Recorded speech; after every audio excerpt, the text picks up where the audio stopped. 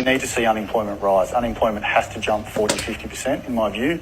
We need to see pain in the economy. We need to remind people that they work for the employer, not the other way around. I mean, there's been a systematic change where employees feel the employer is extremely lucky to have them, as opposed to the other way.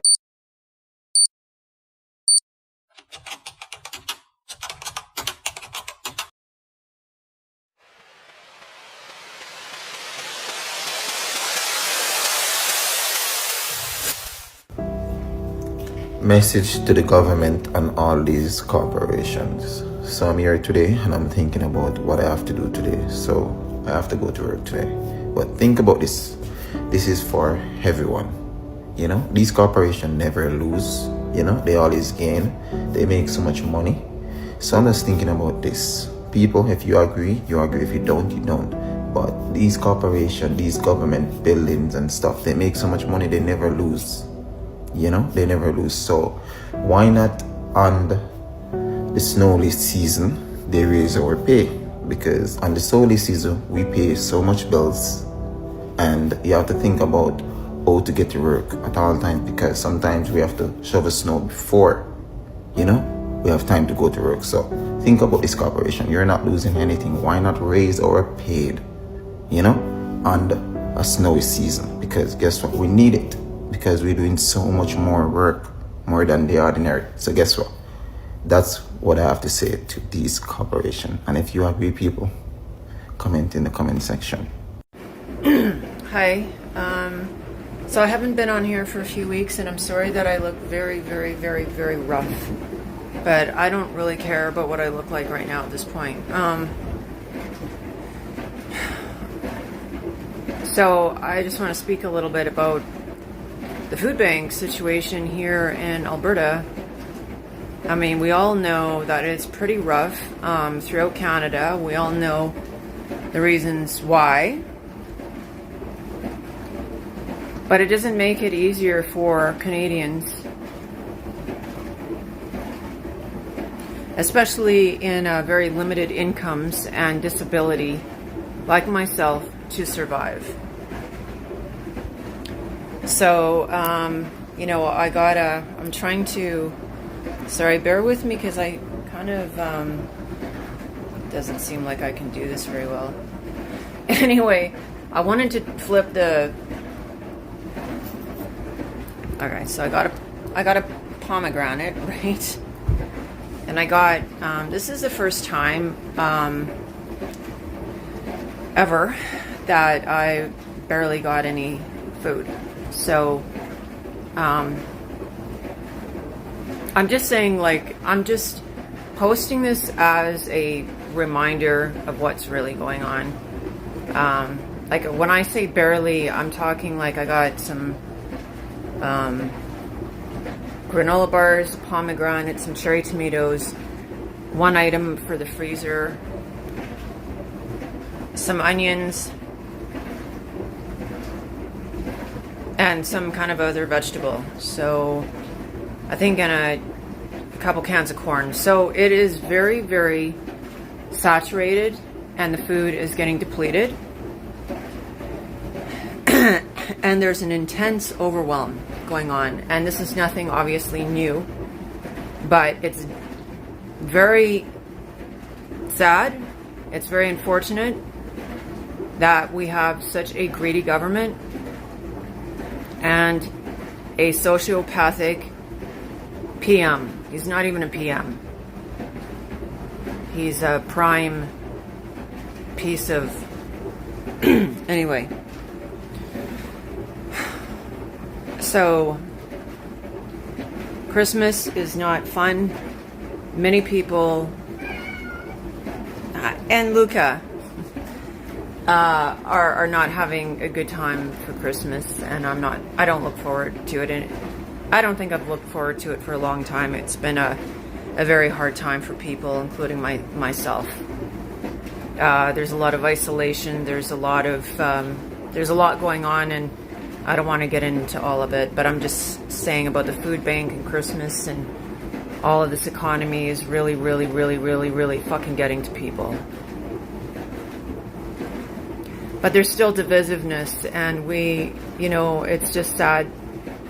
There's a lot of people that say they want to help and they don't, right? And that's the thing. It's like, but it's a dog eat dog world, right? And that's what's happening. I mean, that's the fucking reality, right?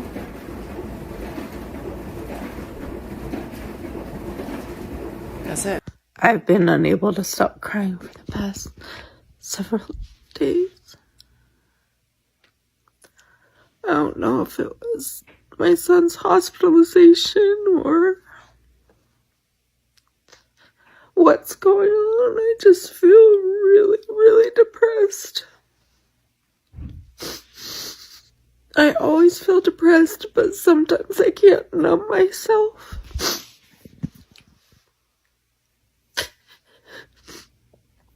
It's hard to come home.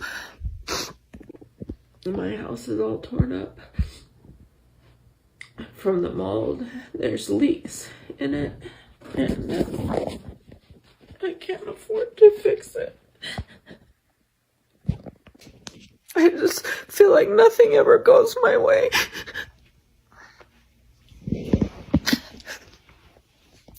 I don't know how to keep pushing. I feel like I get denied help at every corner, every turn. All I want to do is get better, and I need my son in a facility so that I can get better. And I can't get him in a facility no matter what I try. I just don't know what to do anymore. No one has answers for me. No one can help my situation.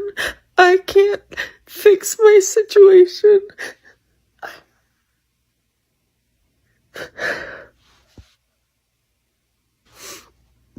How do you keep pushing when you have nothing left?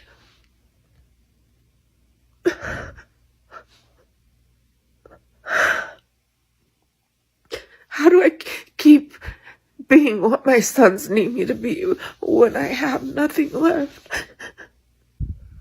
I know I'm a talented person. I know I have a lot of things to offer the world, and I just can't do it. I'm just so stuck. My heart hurts so much. It's breaking. It breaks for all the people in a situation like mine. It breaks for all the people who struggle to survive and just can't. I mourn for all the human lives that just their society or culture or whoever's around them just doesn't value their life. I hate that some people's lives get valued more than others.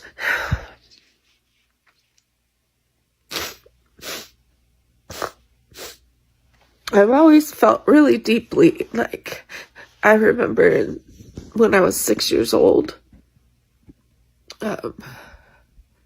watching a woman talk about a racial issue, and I didn't understand it.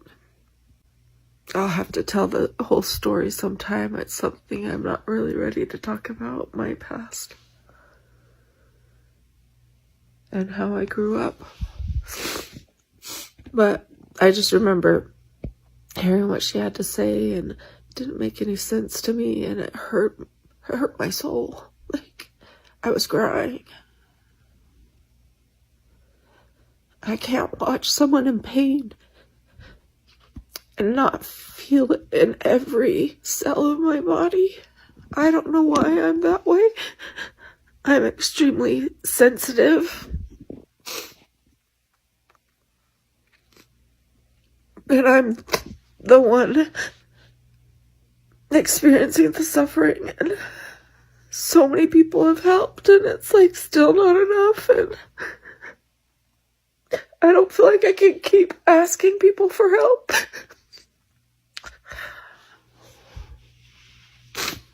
It's hard for me to watch people have fun when I don't know how I'm gonna make it through the next hour. And this has been so many years now.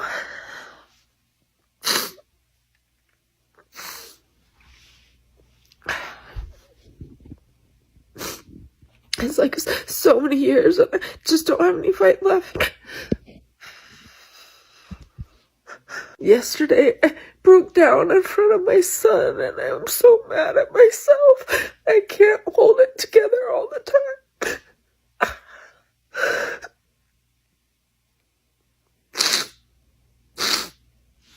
I just feel so alone. And I feel like I have no power. I don't know what else can go wrong. Like, I can't afford to fix my house. I think I need to sell it.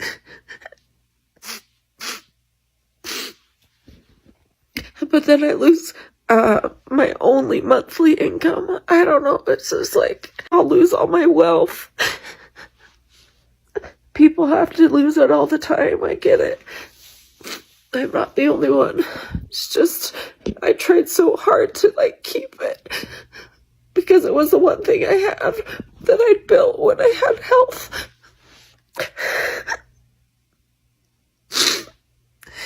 I don't want to lose everything that I built when I could.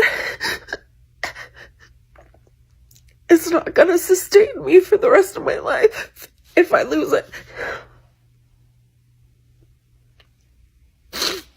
I hope that I can turn a corner mentally and get some more fight left because there's gonna be several months before I can even begin to have someone look at my son's case and decide whether or not he needs residential.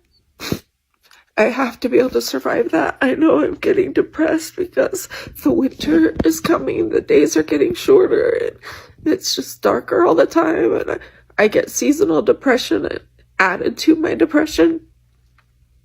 And so living in Utah is really hard for that.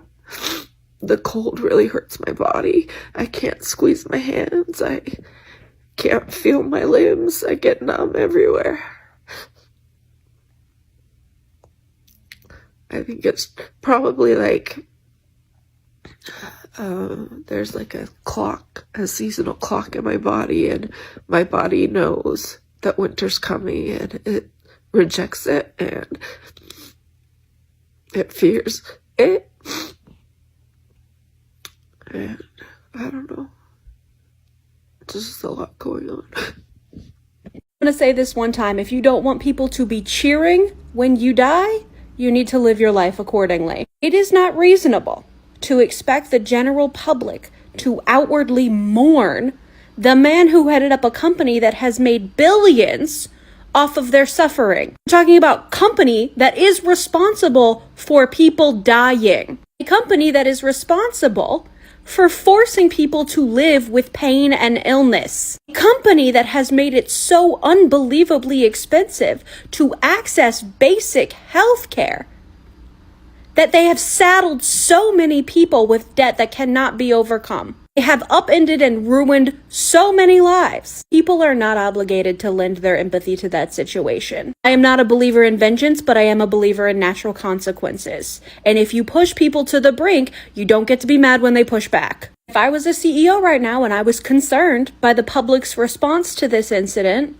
then I would be calling a board meeting and I would be changing some policies. I would use the massive amount of power and wealth that I'm accumulated to do some good. Maybe, just maybe, I would stop actively harming people, especially when I'm supposed to be in an industry that is responsible for keeping them healthy and alive.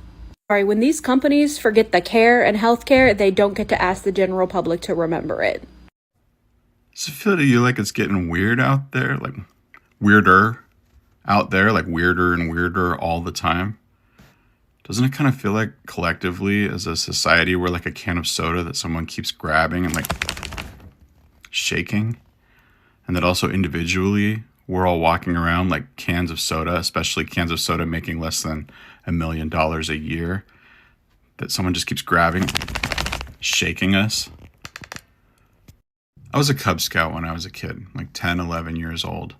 And they used to give us pizza parties to reward us for like good behavior.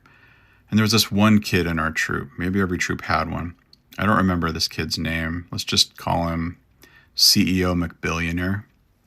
And his whole thing was that he liked to come in and tell us that the pizza and the sodas were out and that he had already opened and licked or spit on 3 or 4 pieces of pizza randomly, and that he had grabbed a few of the sodas and shaken them up and put them back amongst all the other sodas because he liked the power, I guess.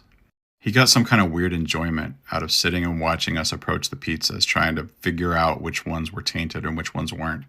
And once we'd made our choice, the pizza just wasn't as good because you couldn't be sure that you weren't eating CEO McBillionaire's spit.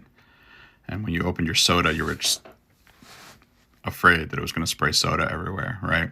He felt untouchable. If anybody ever barked at him about it, he would just go tattle to his mom and say that he was being picked on.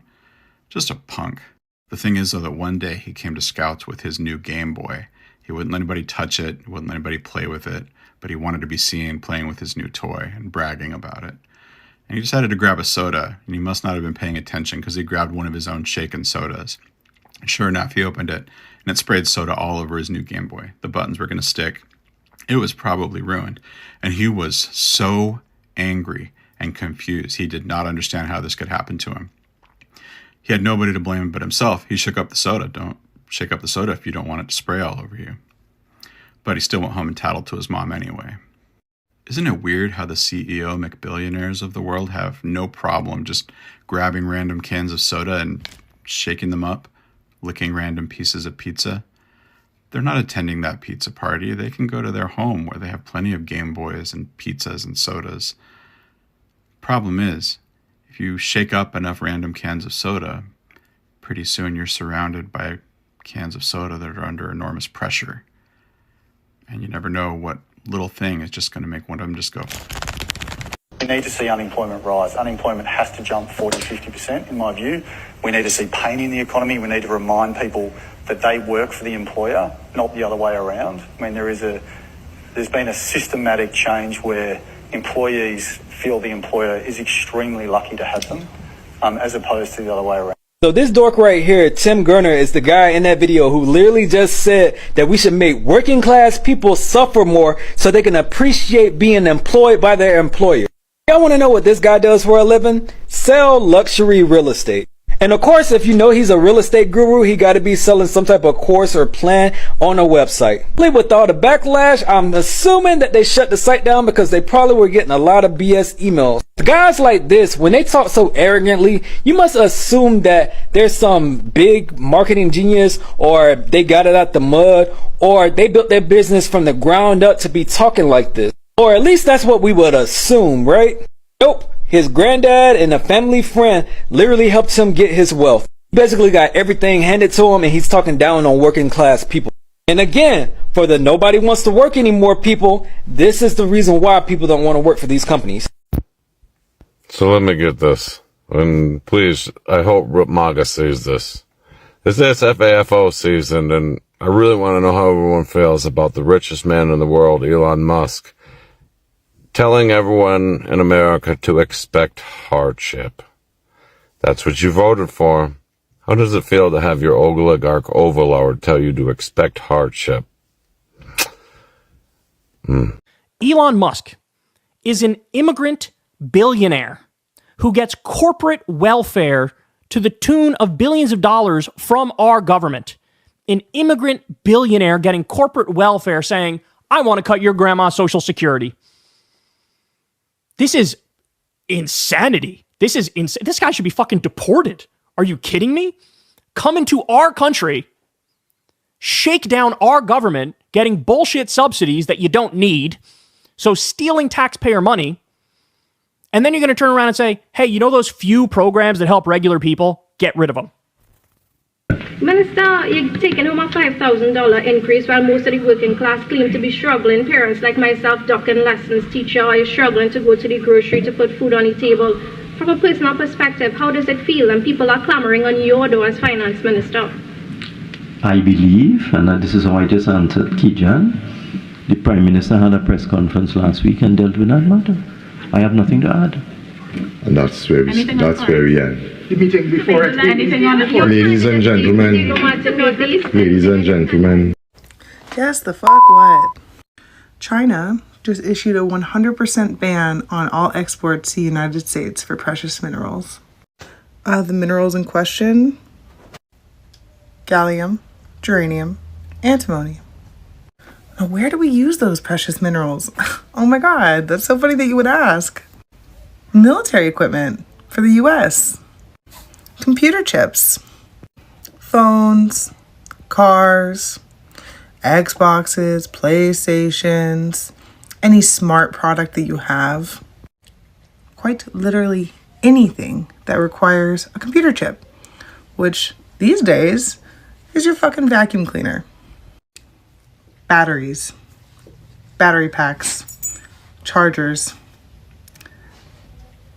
You name it, that's what goes in it. And guess who was 50% supplier to the US for those minerals? I'll let you guess.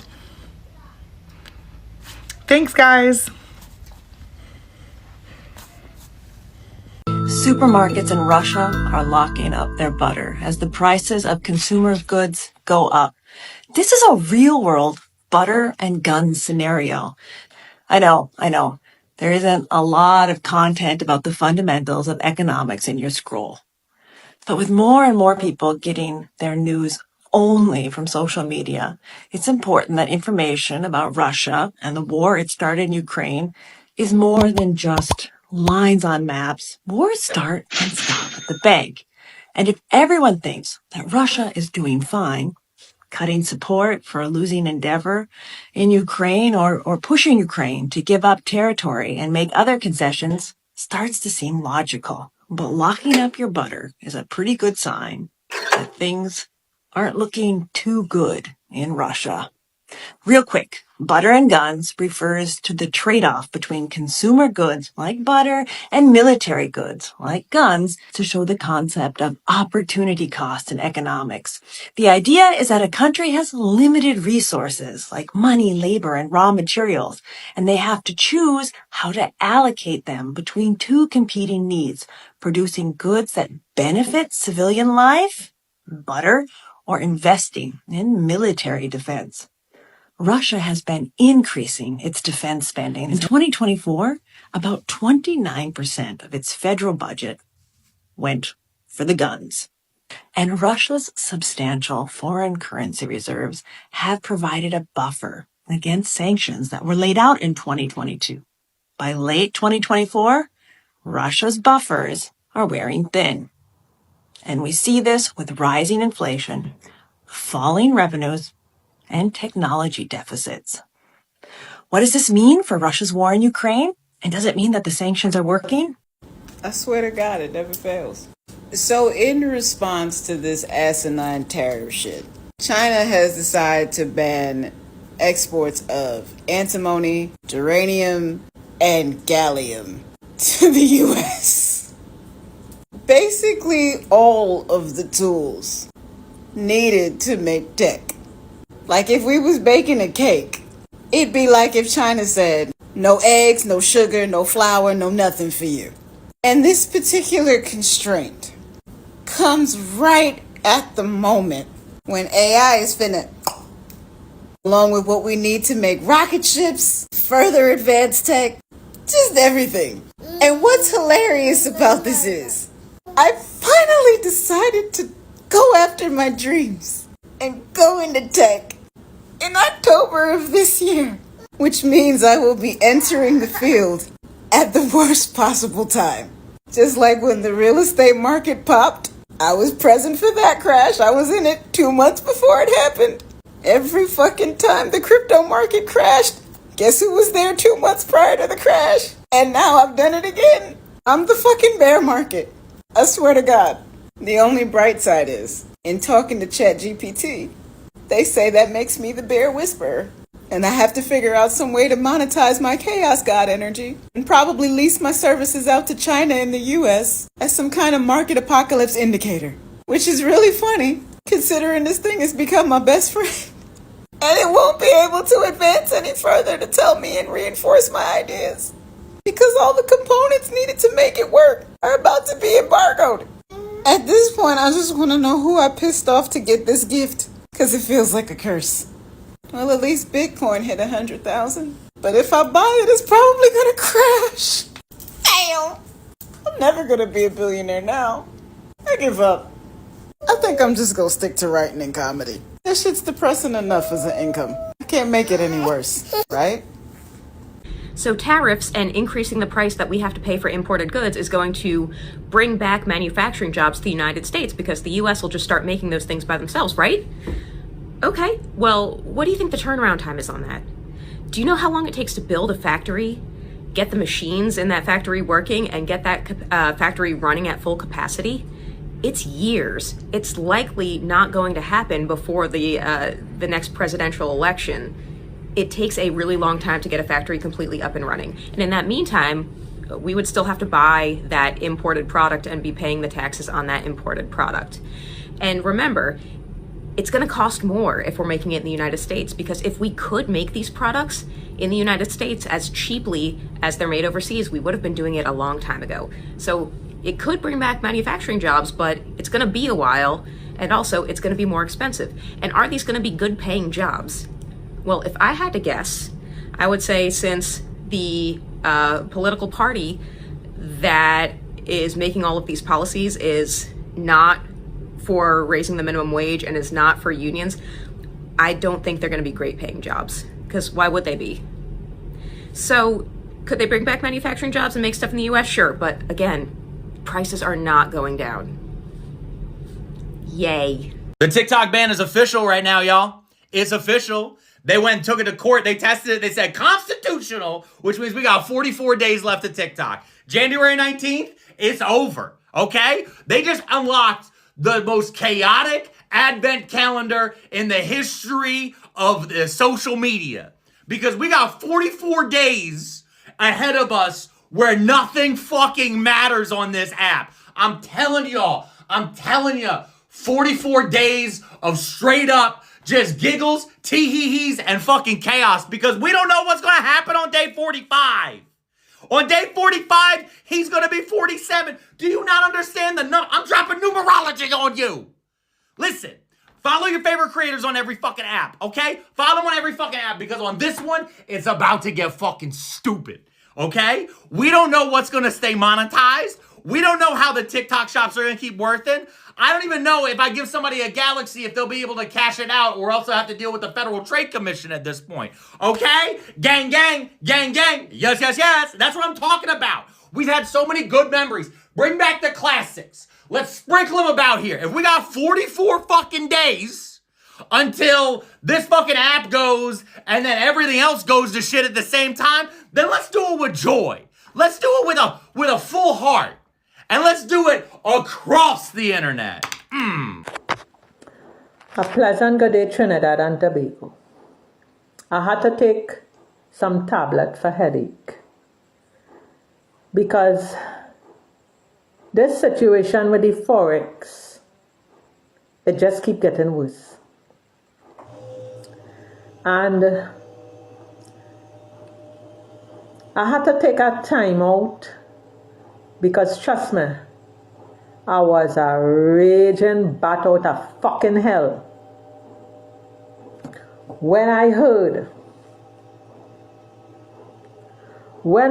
the director of the Financial Intelligence Unit talking up in a cunt about it might be a breach. It might be a breach of the Exchange Control Act. If your nanny or nana or auntie or aunt come from the States and you buy monies from them, you have to have authorization. Somebody tell me what the fuck going on in Trinidad and Tobago. What going on? tell me what the fuck going on. I say I wasn't going to cut, but tell me what the fuck going on. Are we brainwashed? Are we a people who fucking brainwash every fucking single one of us brainwash? We have wool over our eyes or something. We have wool over our eyes. I'm not coming here to put nothing nice for you, you know. I hear people coming with some really nice language. Well, the director came and said, and I'm not giving all you no fucking nice language. Trinidad and Tobago, ask all yourself if all your fucking brainwash. Ask all yourself if all you hypnotized. If the government, the people in control of this fucking country, the lawyers, the judges, the ministers, if they fucking brainwash us, if the religious bodies fucking brainwash us, ask all yourself that question. If they wave some wand and we have some fucking spell over us, something wrong with us. You want to tell me all you're trying to manipulate down to if we auntie and somebody come for us, come buy us, and we want to buy the US from them, that we committing a crime? Hear this. People, I ready with my fucking flambeau. And I'm ready with my flambeau. Let me go to war. I'm ready. I live half my life. I ready. Half my life done gone. Half my life done gone. I ready. I'm ready to go to the streets. All you Trinidad and Tobago, all you fucking sleeping.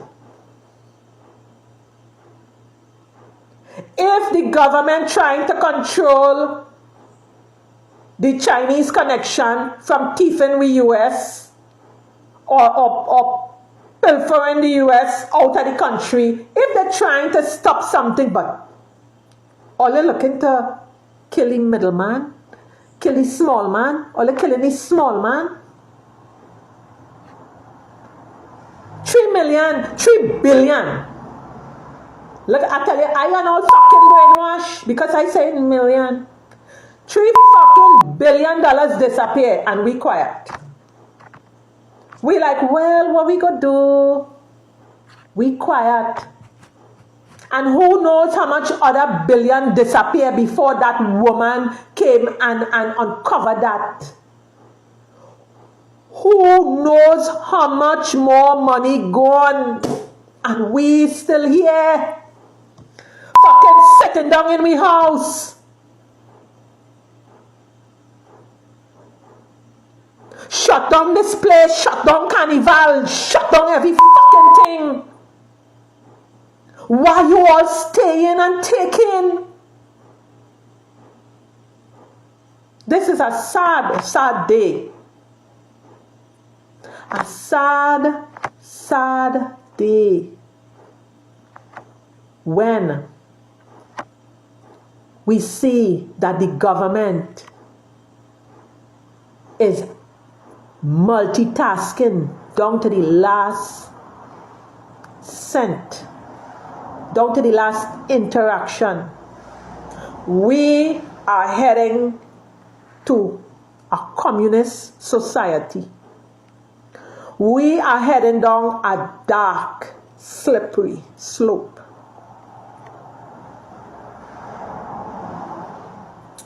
Wake up. Wake up. Wake up. I'm not going into the maths. I am no economist, no whatever. I am just a normal citizen of this country. And I am telling you what I am feeling and speaking to other people and hearing how they are feeling, and I am not alone, it is time we rise up. And I am ready to take to the streets. Flambeau, whatever, we have to take to the streets because enough is enough. We have had enough. And I now know how it feels. Enough is enough. So Trinidad and Tobago, time to rise up.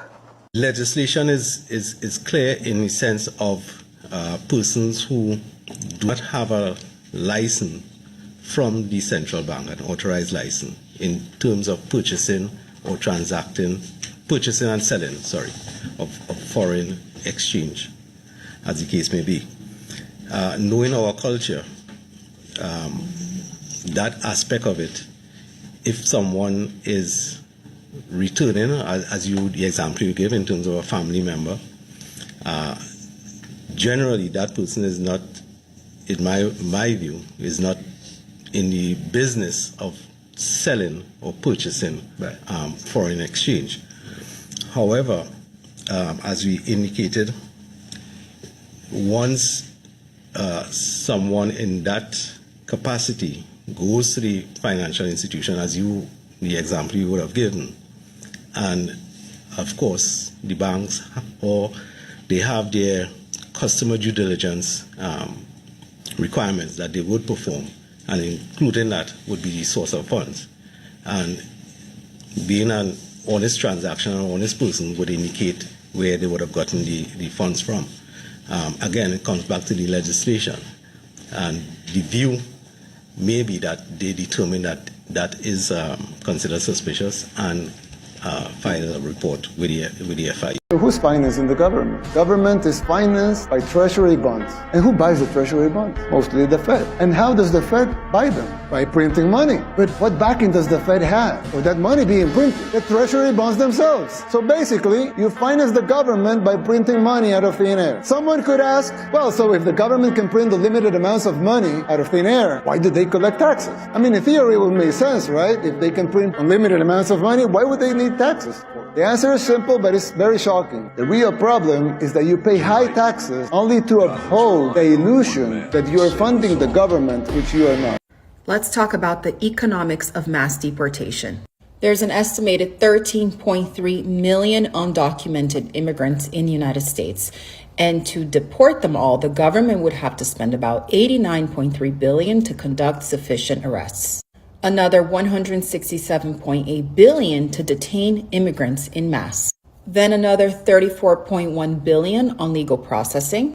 Another $24.1 billion in removals. And just to deport 1 million immigrants per year would incur an annual cost of $88 billion, with the majority of that cost going towards building detention camps. Guess who's going to become very rich off of this? It would take over 10 years and the building of hundreds to thousands of new detention facilities to arrest, detain, process, and remove all 13.3 million targeted immigrants, even assuming that 20% of that population would depart voluntarily during that time of mass deportation. And a study done by the Institute of Taxation and Economic Policy, you can look it up for yourself, found that in 2022, undocumented immigrants paid $96.7 billion in federal, state, and local taxes alone. About $59.4 billion was paid to the federal government, while the remaining $37.3 billion was paid to local, state, and governments. And let's talk about what we can get instead for that price tag.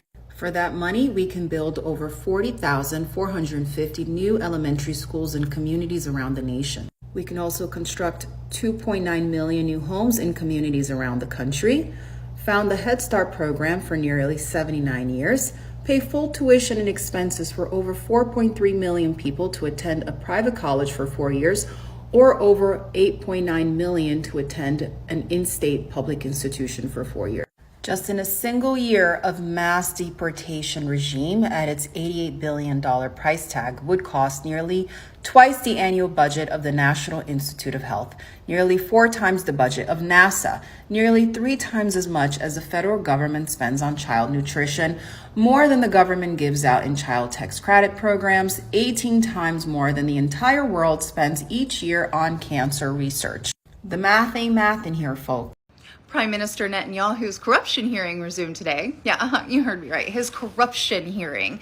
The trial was paused on October 7th due to the emergent situation that was arising in Israel. However, the charges were brought against the Prime Minister in 2020, and they accuse both him and his wife of accepting bribes in exchange for political favors.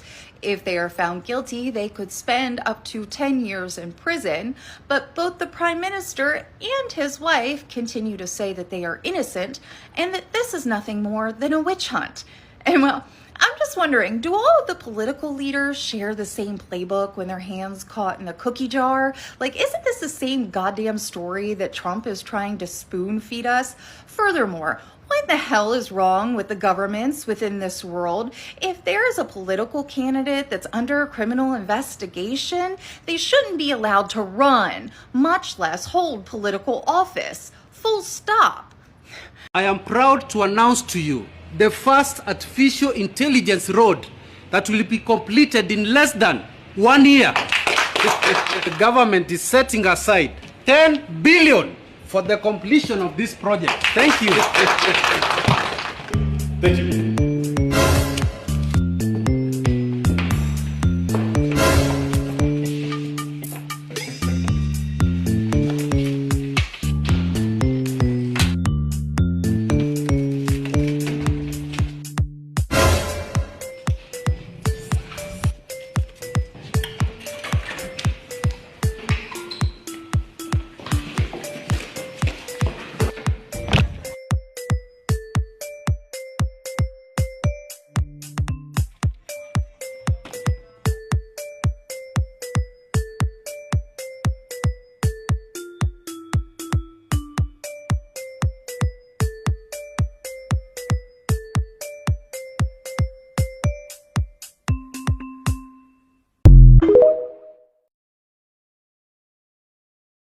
On top of that, that's going on in South Korea, did you also see that China just hit us back? This is an immediate ban. They are stopping all production right now.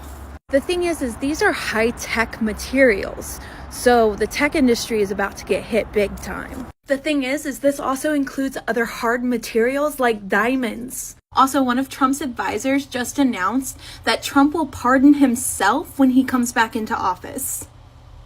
He's gonna pardon himself. It's not funny. It's not fucking funny. This is actually horrifying. Also, Biden was always going to pardon his son. He was always going to do that. Regardless of the amount of promises he made, he was always going to pardon his child. Also, it's being reported that Congress could face a shutdown, which could impede the first 100 days of Trump's presidency. And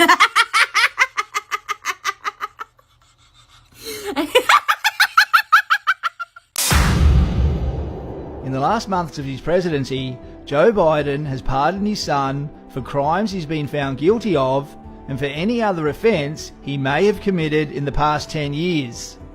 This is the same bullshit that's going on here in Australia with our politicians. They don't even bother hiding their corruption anymore. Let us know what you think in the comments.